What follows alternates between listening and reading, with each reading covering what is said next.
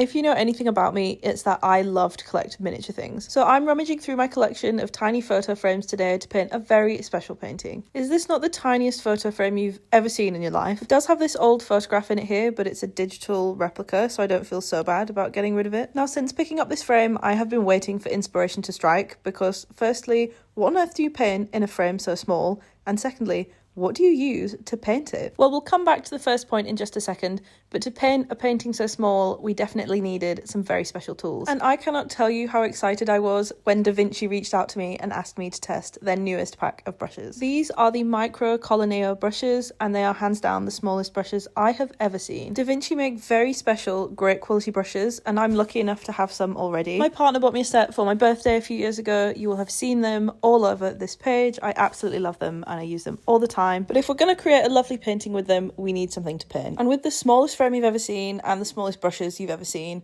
what else am I to paint but the smallest house in the UK? This little house in Conwy is just 72 inches wide, but you'd never miss it with that bright red facade. And I haven't had the joy of being able to visit it yet, but you can bet it's on my bucket list. Okay, so let me tell you about how this drawing is going. I used the very smallest waterproof fine liner that I have, which is a 0.05mm nib. And I was still struggling with this. It's so small that the texture of the paper starts to get in the way a little bit. So I had to find one of my smoother papers to use for this. This thing isn't much bigger than my thumbnail, so I was really struggling to draw this and film at the same time. My whole setup was getting in the way, and I'm going to use that as an excuse for why the drawing came out wonky. So I started off the painting by filling in some of the larger sections of colour with a larger brush that I had.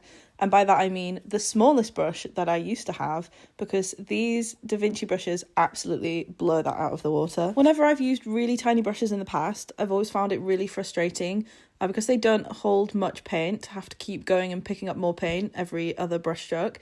But these I found really did hold quite a lot of paint for their size. I was really impressed. Now, I'm no expert in miniature paintings, so I really didn't feel like I could test these brushes to their limits.